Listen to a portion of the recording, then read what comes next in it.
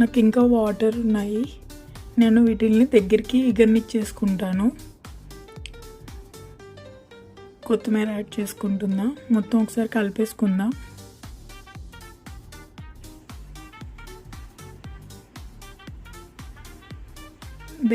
మనకి gravy thickness ఇప్పుడు కొంచెంమంది పలచగా తింటారు, కొంతమంది ఏమో దగ్గరికి అయినాక గ్రేవీగా తింటారు కదా.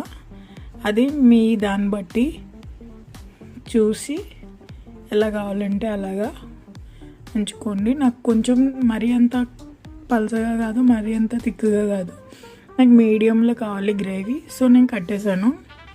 వాటర్ కొంచెం ఎగిరాక అంతే, మన వేడి వేడి మసాలా టమాటా పీతల కర్రీ రెడీ. ఇప్పుడు సర్వింగ్ బౌల్లోకి సర్వ్ చేసేసుకుందాం. వేడి వేడి పీతల కూర చూసారా ఎలా పొగులు వస్తున్నాయో, వేడి వేడి అన్నంతో, అలాగే రాగి సంగటితో కూడా చాలా బాగుంటుంది. కొంచెం గ్రేవీ ఇది సరిపోతుంది రాగి సంగటికి కూడా. కొంచెం నెయ్యి దట్టంగా తగిలిచ్చి రాగి సంగటికి తింటే అబ్బా ఏముందిరా అంటారు. కొత్తిమీరతో గార్నిష్ చేసుకుంటున్నాను. అంతే అండి, మన మసాలా టమోటా పీతల కర్రీ రెడీ అయిపోయింది. మీరు ట్రై చేసి నాకు కామెంట్స్లో చెప్పండి, లైక్ చేయండి, షేర్ చేయండి. బాయ్.